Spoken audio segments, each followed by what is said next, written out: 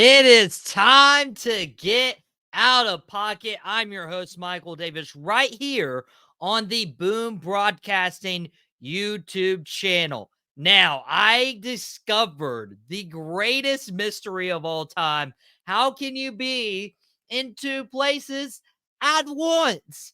And I figured it out. So I'll be on the road to go to Matthews, North Carolina for the Weight Room Revival event. I talked about that a lot on the Man Behind the Mic a couple of weeks ago for my hospital birthday episode, just telling you guys how much that event means to me. And so while I've been on the road, I've also cloned myself so I can be in studio and talk sports with you, but I'm not going to be the only one in studio today. We will have Chris DeLuca.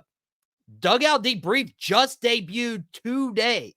It is available now on the Boom Broadcasting YouTube channel, our first ever baseball podcast. Chris did an awesome job. Absolutely loved his winners and losers of the NBA or the MLB trade deadline. He did a phenomenal job. Can't wait to see where he goes from here. We had a really great debut yesterday of Sideline Savants with the commish Wayne Thomas. And I saw the guest he had on his show. And so I rang up the commish like, hey, how much would it be to get this guy on the show? And we made a few calls, we had a few connections, and we got Jason in the show. Jason was on Sideline Savant's debut yesterday, and I'm still in for Out of Pocket today. And of course, we got the guy who starts every episode with ladies and gentlemen. We got Mouthed Off with Mike, and he is absolutely fantastic. Love all the stuff he does for the Nightcap. So we have a huge show for you today. And before we get into, all of those discussion points with the Texas Rangers, with the Philadelphia Phillies, with Arizona State, and maybe a CMC light on the team, in addition, talking Daniel Jones. I'm wearing my Duke hoodie today, even though I hate the Giants. I'm wearing my Duke hoodie today. And we'll obviously preview tonight's game between the Buffalo Bills and the Miami Dolphins. But before we get into what I want to talk about today, if you guys are enjoying this, we appreciate you guys. Obviously, we can't throw in too many live comments up today, but you will all be acknowledged when we are live tomorrow, Friday, 5:30 to 6:30, previewing the rest of the NFL and college football slate for the weekend, and probably talking about what happened tonight, because we got a lot going down tonight on this Thursday. So if you are enjoying it, just give us a like. If you're not subscribed yet, hit that subscribe button. And if you really are enjoying the content, text somebody, say, hey, I really enjoyed this show. You should really check it out, and just send this video, send this channel their way so we can enjoy and entertain as many people as possible. Now, some of the people who may not be entertained this weekend are the Green Bay Packers. I saw Jordan Love go down last week, Friday night, while I was live on the Nightcap with Mike and Shannon. And I saw Jordan Love go down, and it was ugly. It was brutal. I immediately thought the worst. I thought Jordan Love was out for the year, after he just signed a huge contract extension. And everybody knows my feelings on Jordan Love. Everybody knows I feel like he was paid prematurely. But this isn't about that. This isn't about his play. This isn't about his ability. This is about his health.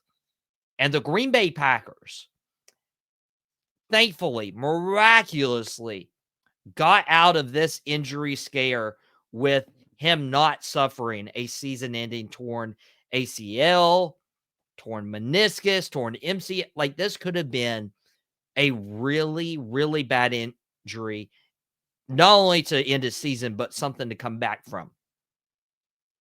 So we are 7 days removed from Jordan Love's injury, and the Green Bay Packers and Matt LaFleur are talking as if Jordan Love can play this weekend against the Indianapolis Colts. Let me say something. This better be a ploy to get the Colts defense to prepare for Jordan Love over Malik Willis.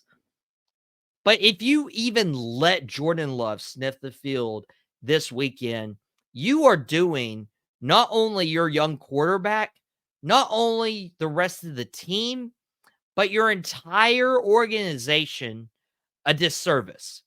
Now, Carson from the Lombardi Party might disagree. Fun Football Podcast host Isaac, a very good friend of the channel, he may disagree, but this is a bad idea.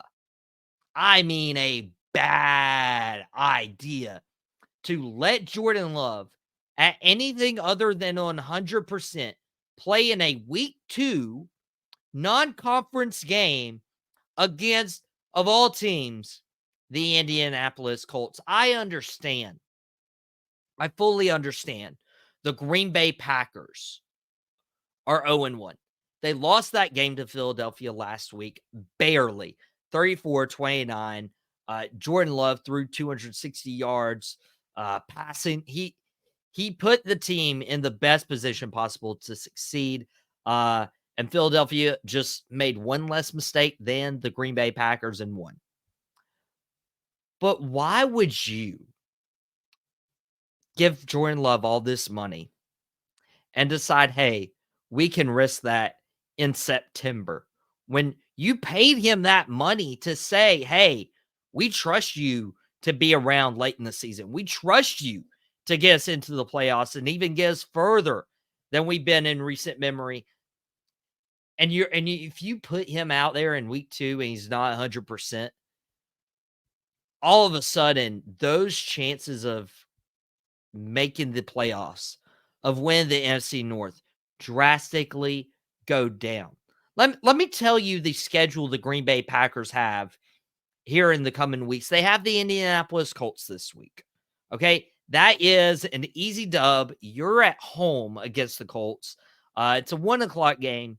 You should very well easily handle the Indianapolis Colts. But let's say you don't and you lose. And then you go to Tennessee next week. Tennessee, a very winnable game. Malik Willis just got traded from there. If Malik Willis starts, then he's going to want to have a revenge game against the team that drafted him, the Tennessee Titans. But let's say you lose that game. All right. And you start the season 0-3. It looks bad. It looks bleak. Okay? Maybe you should consider putting Jordan Love on the field at 0-3. But then the 4th week, you have the Minnesota Vikings, which did do really well against the New York Giants. But that was the New York Giants. I'm sure Jason will have some thoughts coming up a little later on this episode about the Giants and about Daniel Jones and his play. But that's a division game against the Minnesota Vikings. You need to win that one, especially if you're 0-3. And then the following week is when you start getting into more of these NFC games. You got the Los Angeles Rams at the Rams. You're going to need all hands on deck for that one. You have the Arizona Cardinals, week 6. Another conference game. You're going to want to put out your best effort against them. And then you got Houston following that. And then a couple weeks later, you got Detroit, a division game right before your bye week. So if I'm the Green Bay Packers, what I would rather have is Jordan Love out there for the Detroit Lions in the beginning of November for week 9. I'd rather have Jordan Love playing against Trevor Lawrence and the Jacksonville Jaguars week 8. I'd rather have Jordan Love against the Houston Texans and CJ Stroud, against Kyler Murray and the Cardinals, against Matthew Stafford and the LA Rams. Heck, if it's going bad, even the Minnesota Vikings, I would put Jordan Love out there if he can go against the Vikings if you start 0-3. But you have 2 gimmies. You have 2 cupcakes. You have the Colts and you have the Titans, weeks 2 and 3. Okay, the Colts, I say our cupcakes, they're not easy. But you know what's easier than taking an L to the Indianapolis Colts? It's taking an L and losing your high dollar quarterback for the rest of the season because you put him out there prematurely. Look what happened to the Washington, at the time, I'll say this, Washington Redskins and RG3. He was not healthy enough. He was not ready to go. It was a knee injury. And Washington decided to put him out there. And even they are justified because it was win or go home for Washington at that point. It is not justifiable to put Jordan Love on the field right now. If you are the Green Bay Packers, you sit that man. You just traded for Malik Willis. So if this situation was to occur, you guys wouldn't lose all your games. And with two non-conference opponents in Indianapolis and Tennessee in back-to-back weeks, you can tell me you're going to win at least one of those games, if not both of them. And then you walk into Minnesota, that game, and you're able to be 2-1. Heck, maybe even 1-2. I'm taking my chances. I'm taking those odds that the Green Bay Packers will be just fine without Jordan Love, but they will not be fine if, in fact, they decide to put him out there and risk his health and well-being for what? A week 2 victory? That's my take on it. Now, I said we're going to have some guests. I'm in 2 places at once, and so it might be a little choppy at a point or two. But, guys, this is Out of Pocket with Michael Davis on Boom Broadcasting. You just heard my thoughts on Jordan Love.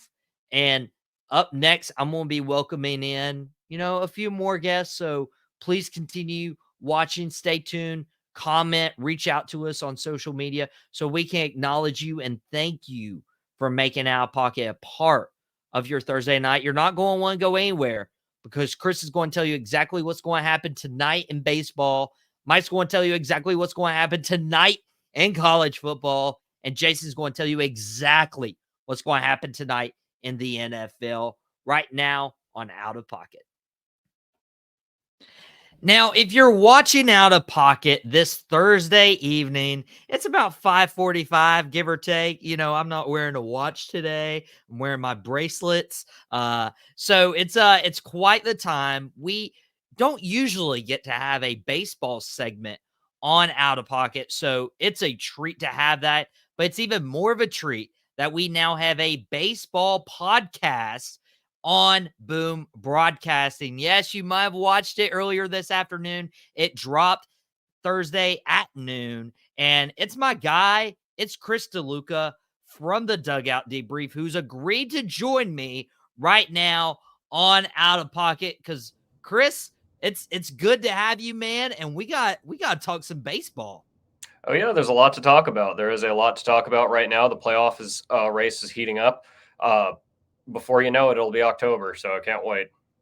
Dude, I was literally at work yesterday and we were talking, and somebody brought up that it was only 3 more months left of 2024. And I was like, you gotta be kidding me. Before you know what? It'll be Christmas. Before you know it, it'll be Christmas. Santa comes visit the good people, and hopefully Santa has reason enough to visit the Texas Rangers. Yes, the Rangers have been wavering around that 6.5 game-ish out of the wild card spot, and they are getting help this week. Maybe a little too late with Jacob deGrom, Kumar Rocker. Dude, I'm excited for these guys. Jacob deGrom, obviously, one of the best pitchers of our generation. Kumar Rocker could very well be. I got to see him in person at Hickory. So I want to talk about this because, obviously, these are two guys in very different points of their careers. deGrom being the veteran coming back from injury. Kumar Rocker getting his first time in the big leagues. How do you think this could go for each of these pitchers? Yeah, it could go a lot of ways. Kumar Rocker has improved a lot despite the small sample size. He had a really rough start in rookie ball earlier this season. I think he was posting a 10-something ERA, 8-something ERA, and looked a lot better once he made it up to Double-A Frisco, and then later on AAA Round Rock, sub 1 ERA in AA, 1.8 ERA once he made it up to play for the Round Rock Express, but only 9 games started this entire season, counting the not so great start with the in rookie ball. So plus he only has about 36 and some change innings pitched. So again, a really small sample size. There's a chance he might struggle. Who knows?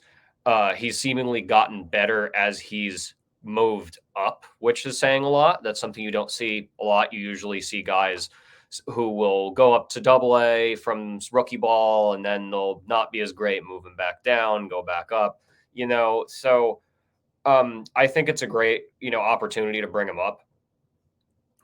He can touch high 90s, but as with all flamethrowers, I have concern. I believe that throwing that hard, I think he averages about 98 velo, roughly, something like that. So on his fastball. So definitely a concern that he might get injured. So, but I believe that they'll probably have him on an innings limit or something like that. And with Kumar Rocker, if you guys are local to the Hickory area and go Crawdads games just like I do, I got to see Kumar Rocker play live, and he was only in Hickory for a very short amount of time, and immediately he passed the eye test because he can throw a ball. He can throw fast. He can throw hard, and I'm hoping, Chris, that this isn't a Jacob deGrom situation where you're just throwing too hard and you get hurt, because we need, as a Rangers organization, we need somebody like Kumar Rocker to stay healthy and be able to contribute. Because, like, again, in any sport, the best ability is availability. Yeah, exactly. Jacob deGrom coming back is another huge thing for the Texas Rangers. I'm happy to see him back. I'm always happy to see him healthy. I love to see when he succeeds. He looked good in his limited sample size last year. He had 6 starts, 2 something ERA. And again, as we were talking about earlier in the program, he's a generational talent. He's in the top percentile for when it comes to fastball velocity. He averages high 90s. My main concern with Jacob deGrom is his ability just to maintain his control. He's coming off of his second Tommy John. Because he had the I think it was a UCL tear. So second Tommy John's hard. First one's hard enough, but he might have to fall back in his changeup. That wouldn't surprise me. I was looking just at the his Servant page a little bit ago, and he really paints the corner, the lower left-handed batter's box, inside corner. He paints that really well with his changeup, and if he can concentrate that even more to that lower ends of the strike zone, I think he can be fine. He can fall back on his slider, he can fall back on his changeup, and he can maybe rest his arm a bit. On a whole side note with Tommy John guys, a lot of these guys come back better, and that's something they don't talk about, is because they have time to recover. So you're not doing the brutal daily training, you're doing specialized training for your UCL. So who knows? That could be the case for him. He's had well over a year to recover, and I'm hoping the best for him. I love it when deGrom's healthy. He's a fun guy to watch. Dude, he was awesome. And when because he last pitched back in April of 2023 last year, and he had 6 starts. He didn't do that bad before his Tommy John surgery.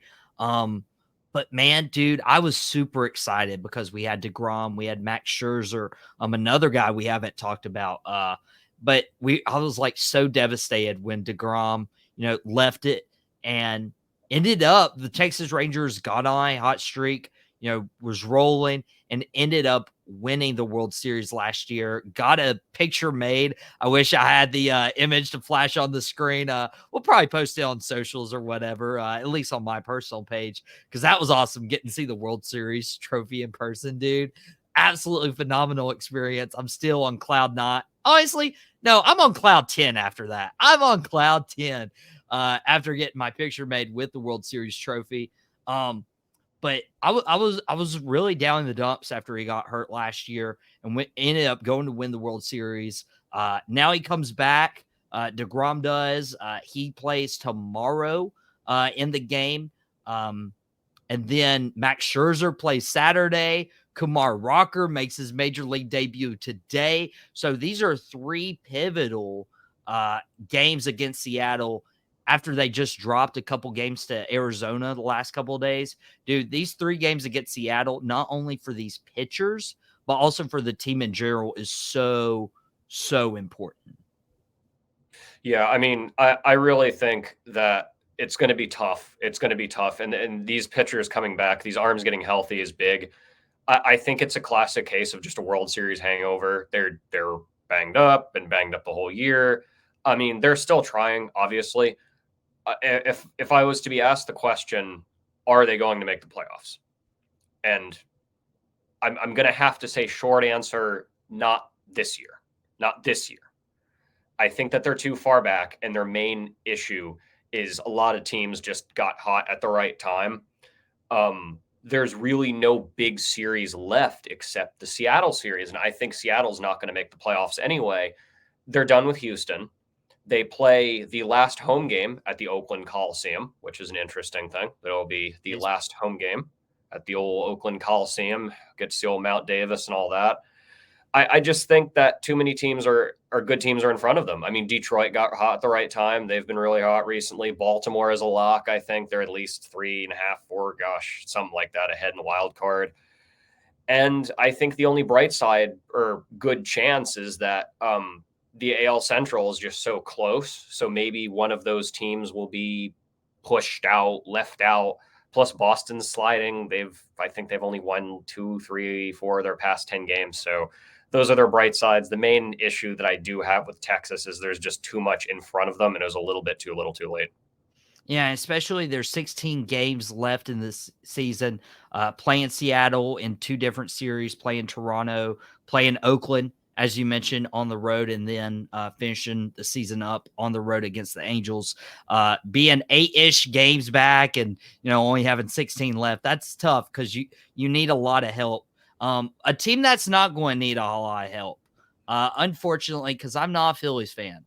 But Kyle Schwarber was making history. We had to talk about it, especially with, the baseball knowledge Chris has is such a treat. I'm just amazed that we have you on Boom Broadcasting. You debuted today. Well-deserved podcast. Looking forward. And if you guys haven't seen that, as soon as Out of Pocket's over, go give them a shout. Go watch it. Share it with your other baseball friends because literally that knowledge you've received in the last 8 minutes is exactly it's just the tip of the iceberg when it comes to what you'll get from the Dugout Debrief. But Kyle Schwarber making history. The most leadoff home runs in a season. Dude, 35. I mean, how can you do any better than starting a game with a home run? Kyle Schwarber, really a key part to this Phillies team and to their success, but he's dealing with an injury. Obviously, the Phillies are going to make the playoffs. It's they're not locked in yet, but it's pretty evident. They're 87-58. Unless a complete collapse happens, they're going to need Schwarber for the postseason. How do you think they're going to manage Schwarber down the stretch? Well, I think Rob Thompson will probably limit him a little bit. I don't see him missing a significant amount of time. It's a hyperextended elbow. Rob Thompson, Phillies manager, Rob Thompson said that it's nothing he's really concerned about overall. So I don't think they're going to rest him too much unless Rob Thompson's just completely lying to us and he's actually really hurt, has a severe elbow injury. Who knows? Overall, I think he adds depth. He's a rare leadoff hitter. He's a rare power hitting leadoff hitter who doesn't have a lot of speed. Another reason I don't think that they're going to limit him is because he's a DH. Low physical stress position. It's not like he's playing shortstop or center field, something where you're getting banged up and you're hyperextending yourself. He's not having to make throws. He's not even at first base. That's where they usually switch him and Bryce Harper. So I think they'll keep him at DH till he's fully recovered. But overall, I'm not terribly concerned about him or the Phillies' playoff chances at all or how that affects it. And when it comes to, where we're looking at with these top teams, especially in the National League, you got the Phillies and then you got the Dodgers and then you got teams like the Mets hovering around. You got the Brewers, the Diamondbacks, the Padres. Do you think, especially with how Schwarber and the rest of the teams playing, like the Phillies could be the favorite and make it out of the National League? Yeah, I think that they're definitely going to have the best overall record, regular season record. A lot of it just depends on not running into someone who got hot at the right time, like last year. I mean, that's the big thing. They've stayed healthy. They've overall been the healthiest team, and they've won against high quality opponents. So overall, Philly is a lock, I would say, to make it at least to the NLCS. But for them, they're going to have to hope that they don't bow out to a team like the Diamondbacks. I hope to see them in the NL Championship. I'd love to. Battle between Philly and LA is always fun. Hopefully, the Dodgers can make it there though first. So, yeah, it's you're a Dodgers fan, obviously. The jersey behind you right there, and you had Dugout Debrief this afternoon. You drop on Thursdays at noon. Congrats on your debut, my friend. For the people going back to watch it after they're done it with Out of Pocket, what should they expect in today's episode? yeah, so I did a pretty general topic. I talked about the winners and losers of the trade deadline. We've had about a month and some change to really kind of get a vibe of these guys, kind of see how it worked out. So I have plenty of takes. I talk about 3 teams per winner and loser. And I also debuted a trivia question too, which no Googling. It's not a proctored exam, but no Googling. No Googling. You guys, we will we will figure out a way to proctor that exam. Make sure there's no cheating. I cannot I that trivia question, man. What a guy, dude. The amount of knowledge you have, I'm sure you'll have a lot of great trivia questions for everybody who listens. Guys, go support Chris. Appreciate you hopping on. I know you're a busy guy. I'll let you get out of here because right now, up next, we have a good friend of mine. You guys know him. You guys love him. So that's enough from me. What I need to do is stop mouthing off and bring in the mic that can mouth off. We got the guy from the Mouthing Off with Mike Wrestling podcast. We got the guy from the Nightcaps. And he usually has Thursdays off, but we made him work today. It's all in good fun, but he gets to talk about his favorite team. He get to bring in Mike wearing the Arizona State jersey, representing. Go Devils, baby. Big game tonight. Big game tonight. Now, this is a rare occurrence. You're wearing a Devils jersey. I'm wearing a Devils jersey. We're basically on the same team. We're both on the Devil side. We're on the side of the devil, I guess. I guess the people, they're not gonna like that one. At the end of the day, but yeah, I'm a Sun Devil. He's a Duke Devil. And when you put 2 mics together that are devils, you get devil shenanigans, I guess. That is fair. We could maybe even do like a whole other podcast on talking about Duke and Arizona State. Talking devils. Hey. New podcast for Mike to host. Make it 8 podcasts, 7 podcasts, 6 podcasts.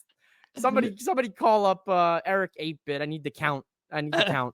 He could definitely do the count, man. But dude, I wanted to talk with you about Arizona State. And people are like, why Arizona State?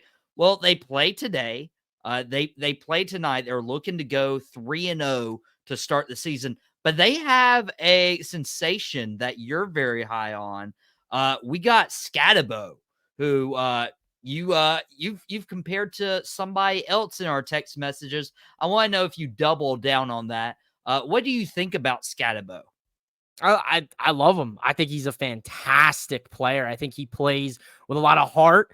He's got that dog in him. When you look at a potential NFL player, at a potential NFL, prospect come the end of his senior season here with Arizona State. And yeah, I did text you and the boys, and I said, Cam Scatabo, man, he could be the second coming of Cam of Christian McCaffrey. And that's a hot take. I know that's an insane thing to say, and that I might be a little biased because I'm an Arizona State alumni, and I love to see my Devils making headlines in the news. The last time we were in the news was the introduction of Herm Edwards as coach, and then the 2 years later, the scandal that rocked Arizona State. And then the next time we were in the news was when Jaden Daniels left Arizona State to transfer to LSU. And the players were in the locker room celebrating, having a good old time. And I wasn't as a fan of the program. I shout out to Jaden Daniels. He's in the NFL now, but we'll always have those couple years at Arizona State, Jaden. You always be a Sun Devil to me. You were my guy my last year of college. So I got mad love for Jaden. And I got mad love for Cam here. I think without Cam, these last 2 weeks, I don't know if we win last week against Mississippi State. Wow. Cam, 262 rushing yards, 2 touchdowns. The guy is incredible. And I truthfully think he's a guy that you want to put on your draft boards, maybe for fantasy, if you're in Dynasty, maybe you want to, if you're an NFL exec watching this, get some eyes on the kid because he's something else. Man, he's special. And I think that's the importance of playing these Thursday night games. Obviously we'll have the NFL game. We'll bring on Jason, who made an appearance on Sideline Savants yesterday. Talk a little more about Dolphins-Bills game here in just a few minutes. But, for Arizona State, this is why you play a Thursday night game where you're not just slammed into so many games on Saturday. You're going to get eyes on guys like Cam Scabo, which you brought up the Christian McCaffrey comparison. People, I'm sure, are going they're going to go nuts on that. They're going to be tweeting and yelling at me all across social media and in the YouTube comments. So listen, much like I know we're big wrestling fans. I know it's out of pocket, but much like our guy Seth Rollins was the shield for Cody Rhodes at WrestleMania 40, I will be the shield for that take. So you can address all of your negative opinions, thoughts. You can address them to me. You can come to me. You can come find me. He said, meet me outside. No, catch me outside. Catch me outside. Outside. You got a reservation. If you want to have a little one-on-one with Mike, you better make a reservation for a table for 2 because we're gonna have a conversation about that if you got problems with it. I could have taken that so many different ways. This isn't the nightcap. We'll keep it at that. But I will honestly back you up on that take because if you look at what Christian McCaffrey made him so special is he is a true dual threat running back. You have to worry about him catching the ball as much as you do running the ball. And there's been running backs who can do both, obviously, but not to the level of CMC. You had Darren Sproles, who was more of a pass catching running back. And then you have those guys who just, they're going to take the ball and then maybe get, 2-3 catches out of the backfield as a dump, off back. That's not Scatabo. Scatabo, especially start this season, 44 carries, 311 yards. That's 7 yards per carry, which is absolutely insane to be doing in your senior year. He's had 4 catches, 52 yards this year. But he's put up 200 and 300 yards receiving the last couple years, in addition to 700 yards rushing last year, 1,300 yards rushing his last year at Sacramento State before transferring. And Mike, I'm sure you would love to hear that he's already transferred. He's a senior, so you're not going to have to see him for another college next year. Thank goodness. I hope we see him in the NFL draft. I hope we see him get picked by a team that could really use his talents. Mike, love Mike. You gotta appreciate the host of Out of Pocket, Mike, coming in with the stats, the numbers, the transfers. I respect Mike for even looking it up because let's be real here. Arizona State, they get made fun of a lot. We had last week Mississippi State, saw it all over social media. They were walking into our stadium in beautiful Tempe, Arizona, and saying that they're gonna lay the work to us.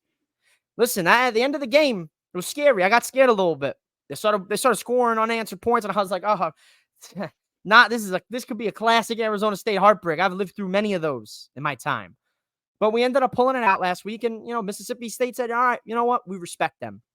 You got Texas State doing the same thing this week, talking about what's a Sun Devil, what's making fun of our campus, making fun of us as a whole, and they don't know what's coming for them. This is a different attitude with Dillingham at the helm. This is a different team. This is a team that's coming into the Big 12 for the first year, where some of these teams have been there for a few years, about 2 years now, This is a team coming in with low expectations, people saying we're going to win maybe 3 games. We have a chance to start the season 3-0 come tonight. So I say bring it on, baby. We're on ESPN. We're on prime time. So let's see what the conversations happen when we win. And very well may be. There's a lot of, dude, honestly, and I know you're an Eagles guy. I don't necessarily love Eagles fans in general. You're okay. You're okay. You got a wrestling podcast and your name's Mike. That's enough, right? That's enough. But dude, some of the most obnoxious people are SEC fans. Like the most obnoxious people are SEC fans because they think their conference is literally the only conference in the world. I've heard some people say that the SEC should be their own like national championship. I've heard all the things. Like they should break away from all of college football and just be their own thing. I've heard the most wildish, outlandish takes. But Mississippi State, an SEC team, lost to Arizona State last week, and now Arizona State playing tonight against Texas State. But this is Arizona State's first time in the Big 12. Obviously, the Pac-12, as we know it, is no longer with us. Dude, I know you're a West Coast guy, but as an East Coast guy, I knew if I turned the TV on at 1:30 a.m., you know what I was going to be watching? Football. And Pac-12 After Dark, baby. The best, the greatest show on turf, man. Right there. Pac-12 After Dark. I'm going to miss it. But you said it. You said those 3 magic letters. SEC. ASU, for the first time in school history, beat an SEC school when they beat Mississippi State. So I know that sounds crazy, to hang an accomplishment on that, but that is a massive accomplishment under a new regime, under a new head coach. Dude, it really is. It shouldn't be overlooked what Arizona State's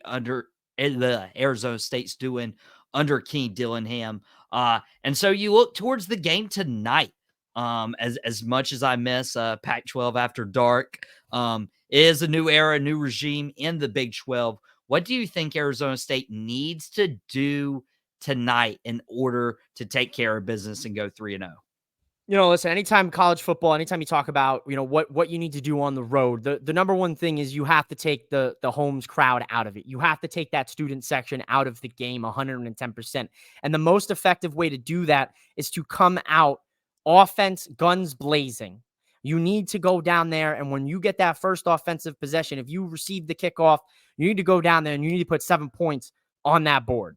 That's gonna set the pace of the game right there. You need to take that fan base, you need to take that student section out of the game. We know how important student sections are to big college football teams and even those smaller college football teams. That's first and foremost. Now, if we're on the defensive side of the football to start the game, then we need as a defense to make them stop. We need to stop that offense in its tracks. Whether they go 3 and out or whether they turn over the ball and we force a turnover, we need to make an impact on either side of the football, especially with our first home away game. We do have a lot of freshmen. We do have a lot of freshmen that are starting, and we have, guys that have not played. Texas State, the Bobcats, listen, no disrespect to them. Just like they're saying, who are we? Who are you? When you look at it, Arizona State, ESPN's giving them a 52% chance to win this game. So they're calling it very close to the hip here. I think the keys to success: come out hot, finish strong. That's what they got to do. And feed Scatterbo. Work the weaknesses, feed him. And if you need to, get Sam Levitt to get them legs moving, because he's looked very good at quarterback for us. One of the last few quarterbacks where I'd say, you know what? I like him. He was a great transfer. You like Sam Levitt? I do. For the Sun Devils. I like him. He makes plays, right? What's the number one thing when you talk about a college quarterback? They got to make plays, even if there's no plays there. Last week, in the beginning of that game, I think he rushed for 50 yards within 3 plays because there was nothing developing, and he decided, I got to take matters into my own hand. I got to get this ball down the field, and he did. That's a guy you want back there. So Mike has faith in his guy, Sam Levitt. I got faith in the Duke quarterback, Malik Murphy. I've talked about here a couple times on Out of Pocket. Is Arizona State, Texas State, both are 2-0 with the right to be 3-0 to start the season. You got Levitt versus Jordan McLeod in the quarterback battle. You got Scatterbo for Arizona State. And Arizona State is favored by just 1.5 points. So as the last time I checked, it was 1.5 points was the spread, Arizona State being favored. So they expect it to be a close game. Mike, if you had to do a final score prediction, what are you giving this game? If they're giving him you said they're giving him a 1.5, they're the 1.5 favorite. Yeah. All right. If they're the 1.5 favorite, I'll give them the 1.5. I'll say we win. I'll give them 3. I think we win 27-24. 27-24 Yeah. is your prediction. I'm going to go 30-17 Arizona State. I think it's going to be a 13-point victory. I like that. I'm down with that, man. If you feel it, then you feel it. Let me know. Keep them vibes flowing for coming into kickoff here. I love to see it, man. You know, this is a team that even myself, where I was like, beginning of the season, expectations are low. You know, we have a new head coach. We're coming into a new conference, and you know, this is, you know, let's look at the next 3 for Arizona State after Texas State. This is to be honest, this is a must-win game if they want to make a bowl game. You've got Texas Tech next week. You've got Kansas the week after that. And then you've got currently number 12 ranked Utah. That's tough. That's a tough one. Then that's not even talking Cincinnati at Oklahoma State. Then you're playing UCF home. Then you're going back to Kansas State, BYU at home. And then we're finishing with the Territorial Cup with U of A. That's, for a team first year in the Big 12, that's a big boy schedule. That's a tough one. That is a tough one, especially those layer matchups against Kansas State and Arizona. Arizona's got some dogs on that team. McMillan being one of them. That's an eye to look out for. In addition to Scatterbo, if you haven't watched Scatterbo, you have your opportunity tonight. You can split screen it with the Arizona State game, with the Dolphins game against the Buffalo Bills. We'll bring Jason on here in just a moment. But Mike, appreciate you hopping on. This is your night off from the nightcap, but don't you have a wrestling podcast that people can check out? I do have a wrestling podcast that people can check out. You can check out Mouthing Off with Mike on YouTube, on Spotify, anywhere you find audio podcasts, videos on YouTube. And you can follow me at MOWM_podcast. And you can find me Friday night on Boom Broadcasting, back for the nightcap for SmackDown. SmackDown, dude. Last week was a great time. Me, Shannon, and you, absolutely fantastic. Had a great time on the Raw nightcap as well. Dude, you're absolutely killing it. Appreciate all you do for Boom. And thanks for taking time out of your day to hop on Out of Pocket. Absolutely, good brother Mike. Listen, shout out to you. You're doing great things as the Prez. You're making things move. This is something big. Only thing I got to say is go Devils, baby. Yeah, let's go. Dude, it's awesome having you. I'll let Mike, leave, enjoy the time. Guys, this has been an awesome episode so far. We've had Chris from Dugout Debrief. His show debuted today. We had Mouthing Off with Mike. You see him literally every day now. We finally got him on Thursday, his day off. He agreed to come on, talk about his Arizona State Sun Devils. They have a big game tonight, but we also have another game tonight. We have the Buffalo Bills Miami Dolphins tonight, Thursday night football, AFC East matchup. And Dugout Debrief wasn't the only show to debut this week. We also had the Gridiron Address. That's a live recap show between the afternoon games and the primetime games on Sundays. Aaron Schneider hosting that, did a phenomenal job. Can't wait to see what he does for this upcoming Sunday. But we also a lot of stuff happening for Boom Broadcasting week 11, I believe. We also had a fantasy football show. We had a fantasy football show debut yesterday at noon called Sideline Savants with the commish Wayne Thomas. Now, Wayne's a busy guy. Now he's getting his own podcast and he's doing all the things. Well, we didn't get Wayne on Out of Pocket today, but we got somebody who was on Sideline Savants yesterday. We got a guy that I might have some personal beef with. We'll touch on a little bit. This guy is a New York Giants fan. His name is Jason. He's going by NY, and I don't know why you would go by NY, but it's great to have you, my friend. I appreciate that. Hey, Michael, thanks for having me on Out of Pocket, man. Great to be here. Awesome. Let's get rocking, man. Let's get rocking. I don't know any other way to start the show. Of course, we'll touch on the Dolphins and the Bills a little later on this episode. But before I do, you are a Giants fan. I got to ask the question in the room. Everywhere I look, which is few and far in between, becoming Giants fans, whatever. And we're seeing all the hate on Daniel Jones. Some warranted, some not. I'm obviously wearing a Duke hoodie, but since he goes to a rival team, I don't always claim him. I want to know from the source, from a Giants fan himself, what you think about Daniel Jones, and particularly what he's done so far, because that Vikings game didn't go the way you guys probably wanted. No, a lot of high hopes. In fact, one of my prognostications over this summer was that Daniel Jones was going to be comeback player of the year. I think game one kind of nixed comeback player of the year. The streets want blood in New York.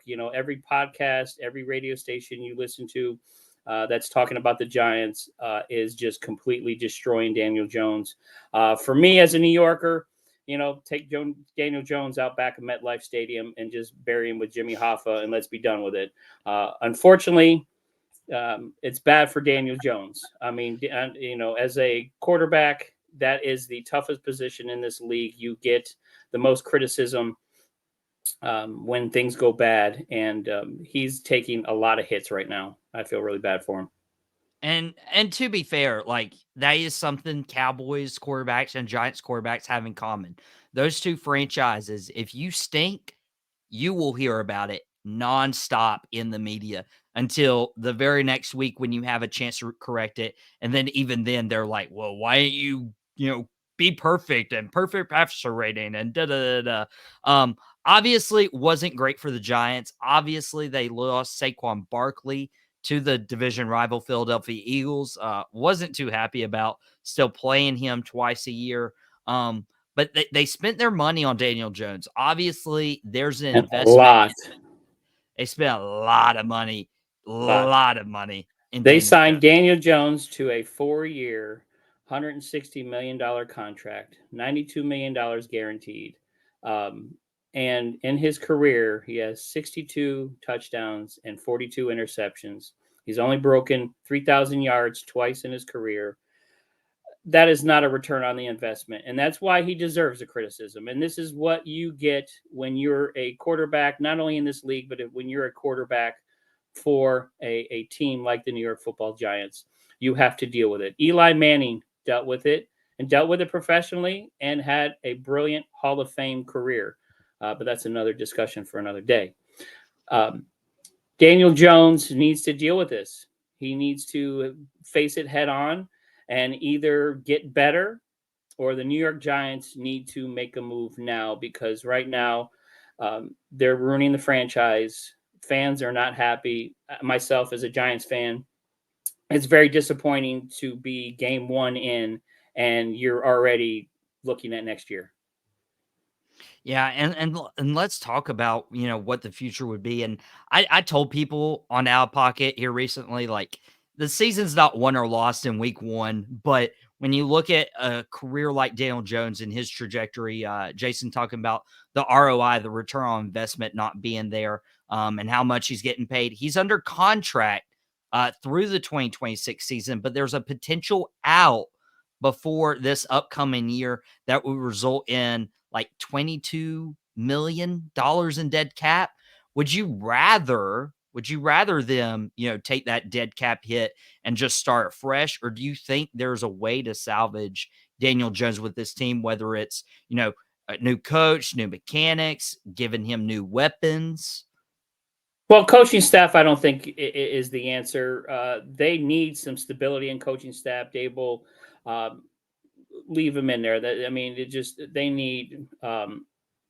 They need some stability in that coaching staff. That's not going to help Daniel Jones. Daniel Jones can only help himself, and I think that is going to be done by sitting on the bench. I don't see him.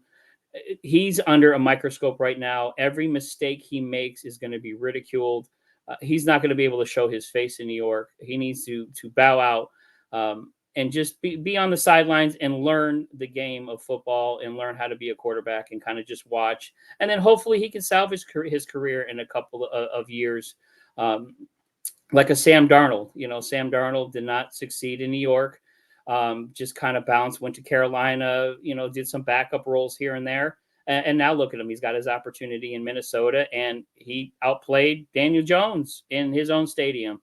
So that's the only way I could see Daniel getting his career back in line is way out of New York, very far away from it, because a lot of guys can't play in this limelight. And sometimes a fresh start is needed. Geno Smith, Seattle, Baker Mayfield in Tampa Bay, a couple other results.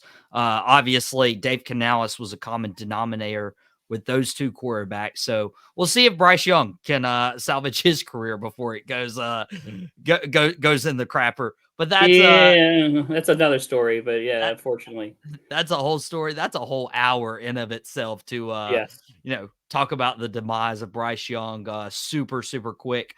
But we got some football tonight. We got that Arizona State game. Mouthed it off with Mike, helped us preview just a few minutes ago. And you should split screen because the Buffalo Bills and Miami Dolphins is tonight. Yes. The big talking point as of right now, Raheem Mostert is going to be out, and a chain is questionable. He's a game time decision. I haven't heard of anything quite yet. Dude, you just had a fantasy football show, Sideline Savants. I know fantasy football owners are going to be watching very closely, see if the chain is playing. What do you think from a fantasy football standpoint owners should be doing with this situation? Well, I'm not a big fan of Thursday night games. I think the Thursday night football games are trap games. It's a quick turnaround. You're never going to get good play. It's boom or bust. You either have a guy do something or most of your guys do absolutely nothing. I would not count on A-Chain playing. It's game 2 in the season. The Dolphins want to be at the end of the race at the end of this year, and they're going to need A-Chain. They didn't have him last year. They're going to need him this year, so they're going to sit him. Guaranteed. You got Wilson that can back up. He's serviceable. So if you need like a dart to throw and put a running back out there for Thursday night, he's a safe pickup. They also got the new kid, Jalen Wright, who's probably gonna get some touches on Thursday night, and they say he's A-Chain like, so he's gonna be kind of dynamic. I think he's gonna have his moment to shine. But again, a Thursday night, being a young rookie, first game, what do you expect? So, I mean, if you really want to throw a deep dart, pick up Wright. But I think Wilson is a safe bet if you need some points in fantasy. But I don't think this game is going to be won on the ground. I think it's going to be won through the air. Oh, and I was about to say, and Jalen Wright impressed me. I honestly wish he had ended up in Dallas. He's a 4th-round pick out of Tennessee for the Miami Dolphins. But yeah, when you look at the rest of the team, when you have Tyreek Hill, you have Jalen Waddle, and you're trying to outscore offense like the Buffalo Bills have with Josh Allen, that could be the key factor to this game is how the receivers perform for Miami. What do you think are some key aspects to this game for either side? For me, the Dolphin side is going to be that timing. You saw kind of in the second half with Tyreek Hill catching a deep pass from Tua, some passes from Waddle, catching some deep pass. He went 5 for 5. So I think the timing aspect, if those guys are on the same page, I don't know a quarterback wide receiver core in the NFL that could destroy you in the deep ball like they can. They can score in a split second. Next thing you know, you close your eyes, Tiger Hill's down the sidelines, and he's gone.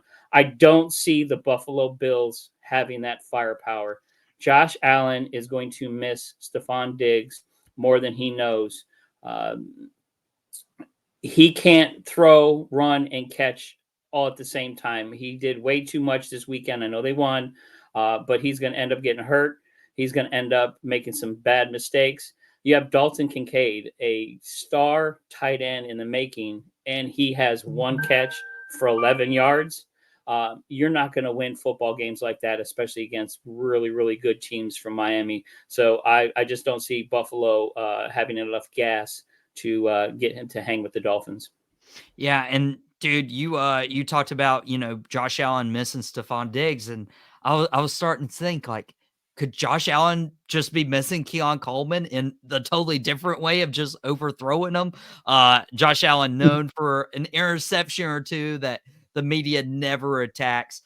He has Keon Coleman. I have him in a couple fantasy leagues. I'm hoping he can get going, but it looks like it's going to be the ground attack for Buffalo, the aerial attack for Miami. And here's the question.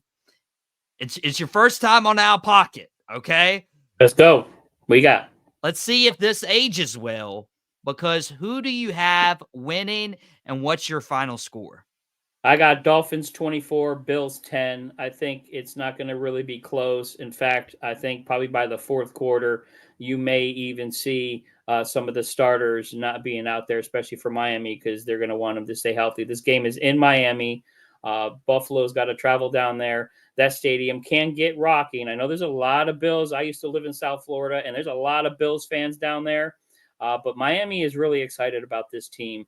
And again, with Tua and Tyreek Hill and Jalen Waddle, I think they're just going to be too much for Buffalo to handle. Josh Allen can't throw to Josh Allen, and he's only going to be able to run so much. Cook is a great running back. But again, when you're down 14-0, you're not running the ball. You're trying to throw the ball. I love Keon Coleman. I think he's going to be a stud in this league. He's got a great personality too. It's just hard not to root for the guy because he's funny. He is a great talent.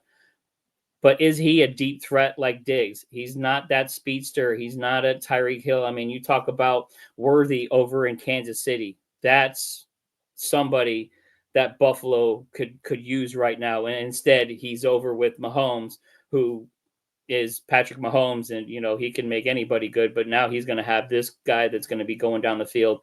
Josh Allen doesn't have that speedster, unfortunately. Yeah, and it's going to be tough to compete with Miami. I'm going to go, and you made a great point about Thursday night football. You never know; it could be a boom or bust for these players, and that means offensively. So, unfortunately, I'm going to pick a lower scoring game. I'm going to pick 20-13, and I have Miami beating Buffalo. I don't think this is the year Buffalo wins the AFC East. I'm really high on this Dolphins team, even without potentially two of their top running backs. But Jason, we're up against the hour. Where can they find you? Plug whatever you would like, and I hope people go and see your appearance yesterday on Sideline Savants. Well, I appreciate that. I hope to be, and it looks like I'm going to be on Sideline Savants again. Again, that's Wednesdays at noon. So catch a nooner with me and the commish. I appreciate it. Again, I appreciate Michael being on here. And let's go Giants. Let's see if we can salvage the season. Well, I'm not going to wish good luck on your Giants. What I will do is I'll let you go. I'll talk to my audience a little bit, tell them what's going to be happening on Boom Broadcasting here in the next 24 hours until we're back. But Jason, I can say you will be back on Out Pocket, especially if you get rid of that hat on that panda. Let's get rid of that hat. No. Still Giants till I die, no matter what, baby. Got to rep your team through the good times and the bad. So, we'll get there. I've been through worse times. I've been through Kerry Collins and some other iffy quarterbacks before. So, this is not new for New York, and we're tough. We can do this. Well, Jason, appreciate having you on. Guys, that was Jason. Hope you guys go and watch Sideline Savants. It is available on demand on Boom Broadcast, and also available on demand is Chris DeLuca's Dugout Debrief that debuted today at noon on Thursday. MOWM with Mike does the nightcap. But what you will need to be watching for is tomorrow we'll be back for Out of Pocket. Dad and the Boys had its biggest viewed show this past Tuesday. So many people from the audio fence first to the video of Boom Broadcast, and it had over 100 people who tuned in. Me and my dad, very, very grateful. That honestly is one of my favorite podcasts. I get to spend time with my dad and talk of passion, the Dallas Cowboys. I know Jason doesn't necessarily like the Cowboys, but hopefully we'll rub a good influence on him. We'll be dropping our episode tomorrow at noon, previewing this week's game with the Cowboys and the New Orleans Saints.